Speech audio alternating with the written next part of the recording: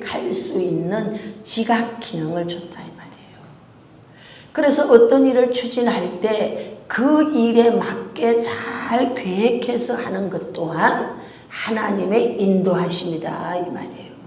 그런데 이제 교회 열심히 다니고 기도 많이 한다는 사람들이 대체로 범하는 실수가 주여 믿습니다. 주여 말씀하여 주시옵소서. 주여 보여주시옵소서. 이것만 하는 거예요. 그래서 아무것도 보여준 게 없는데 아니 보여준 게 없기는 뭐가 없어. 성경을 이미 보여줬잖아. 할렐루야. 우리의 눈, 육신의 육안을 주셨어. 그래서 네가 지도를 보고 모든 일들을 네가 계획할 수 있어. 기도하면서. 그것이 하나님의 뜻에 아주 위배된 것이 아니라면 네가 계획할 수 있다 이 말이야. 그런데 이 부분에 대해서 너무나 많이 기도한다는 사람들은 이 부분을 배제시켜 버리는 거예요. 여러분 이게 굉장히 중요한 걸 아시기 바랍니다. 당신은 하루 일과를 어떻게 보냅니까? 그랬더니 예 저는요 성령님이 책 읽으라고 할 때 책 읽고요, 성령님이 찬송하라고 할 때 찬송하고요, 성령님이 시장 가라고 할 때 시장 가고요, 성령님이 빨래 다리라고 할 때 빨래 다리고. 그래서 이제 한 분이 이제 이렇게 늘 기도하러 오다가 안 와. 그래서 그러다 한참 있다 왔어. 아유 요즘 오래간만이네. 그러니까 예. 요즘 성령님이 여기를 가지 말라고 했어요. 그래요? 그게 어떻게 지내고 계세요? 그래서 요즘에는요 주일날도 그냥 집에서 가만히 성경책만 읽으라 그래가지고 성경책만 읽고 있대. 왜 교회는 안 가시고?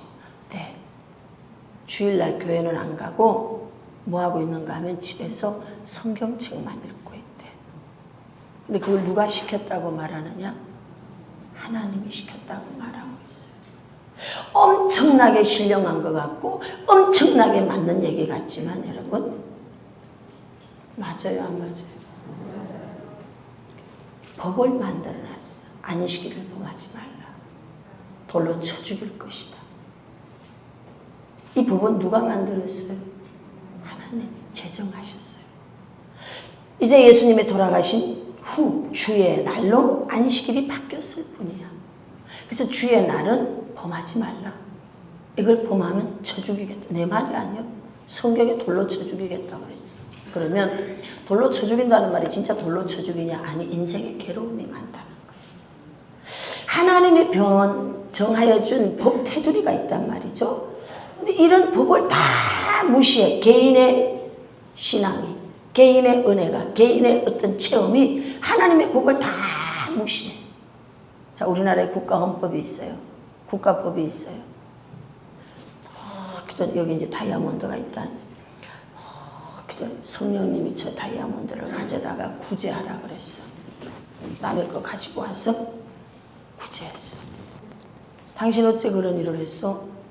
하나님이 그렇게 하라고 시켰다. 여러분, 이 되는 일인가요? 근데 여러분, 이런 식으로 여러분, 어떤 현상을 쫓아가는 사람들이 이런 식으로 훈련되어진 사람들이 있어요. 엄마 아버지가 엄마가 돌아가셨나? 그래서 막 우리 시골 저 전라도 끝에까지 막 차를 가지고 이제 장례 예배를 드리러 갔는데 그 집 딸들이 아무도 안 왔어. 엄마가 돌아가셨는데 이 딸들이 왜 하나도 안 왔어? 작정기도 중이라서. 죽은 자는 죽은 자가 장사하게 해라. 그 교회 담임 목사님이 그렇게 가르쳤대. 그래서 교회에서 지금 세 딸이 한 교회 다니는데 세 딸이 모두가 다 작정기도 중이라서 못 오는 거야. 왜 못 오냐? 죽은 자는 죽어 환장할 일이야. 죽은 자는 죽은 자로 장사 지내게 하라. 그럼 어떻게 생각하세요? 그대가 하나님이냐? 그대가 성경보다 더 높으냐?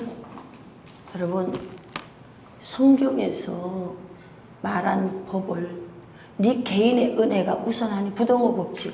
하나님의 성경 말씀이 커요. 내 개인의 은혜가 커요. 이런 부분이 명확하게 서 있기를 바랍니다. 은혜를 받았다고 하는 사람들의 가장 문제가 뭔가 하면 가장 문제가 바로 이런 부분들이에요. 너무나 그러니까 우리가 지켜야 되는 이 법이 있거든요. 이게 경계선이 너무 없는 거예요. 이런 경계선이 하나도 없이 은혜가 항상 제일 우선순위에 서 있는 겁니다. 그래서 어떤 일을 저지르게 되느냐? 동생, 언니 아들 배를 갈라버리는 거지. 그래서 애가 죽었잖아. 살인자 됐지. 하나님이 살릴 거라고. 그 정신병자라니까. 그래서 기독교인들이 나중에 광신자가 되면 조현병 환자가 되는 거예요. 정신병자가 되는 거예요. 여러분, 이성적인 바른 지성을 가지지 않고 신앙생활 하면요. 저 알라심 있는 저 사람들, 여러분 사람 죽이는 것에 대해서 당당하게 생각합니다. 우리들은요, 이방 이교도인들, 우린 개돼지예요.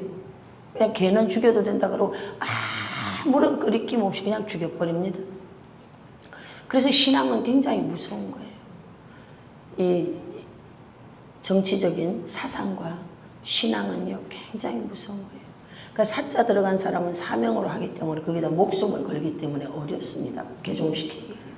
그런데 교회를 다닌다고 하는 사람들이 이렇게 한번 신앙의 틀이 잘못 만들어지기 시작하면요. 그 가문 전체가 다 어둠이 덮어버리는 거예요.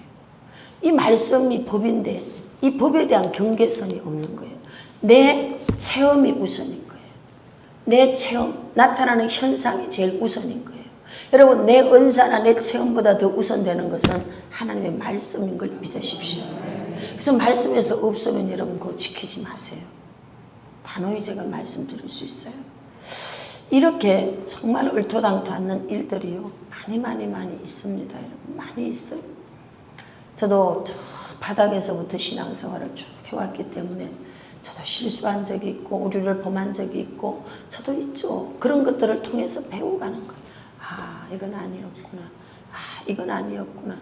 이런 것들이 있죠. 왜 없겠어요? 그러면서 다시 세워지고 그래서 여기까지 온 거죠.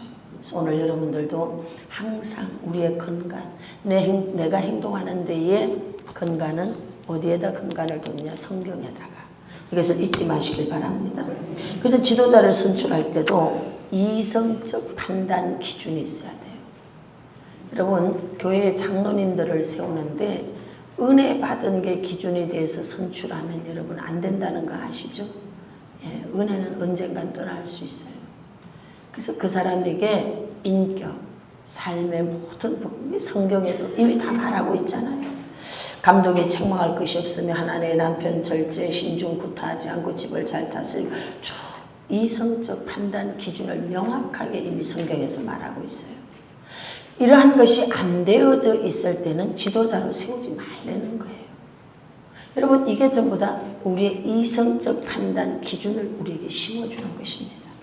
은혜 받은 사람, 은혜면 되는 줄 알고, 그럼요, 은혜가 좋죠.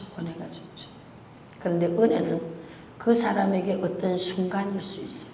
지금은 그 은혜가 그 사람을 덮을 수 있지만, 은혜는 죄를 지면 걷어질 수 있거든. 그럴 때 뭐가 나오냐? 본성이 나온단 말이에요. 본성. 그래서 그 사람이 우리가 모두 객관적으로 판단, 분별할 수 있는 이성적 판단 기준을 명확하게 성경에서 준 줄로 믿습니다. 예를 들면, 자, 페이지 70페이지. 무슨 얘기인가 하면, 사역지를 놓고 기도하는데, 자신은 대학생 사역과 설교를 많이 할 수 있는 데를 원했다. 자, 절 봐요. 제가 얘기해 드릴게요. 그렇게 이제, 학생 청년 사역을 원하고 설교를 좀 많이 했으면 좋겠다. 해서 이제, 어떤 곳에다 이제 이력서를 이렇게 이제 넣으려고 생각하죠. 그런데 대구 쪽에. 근데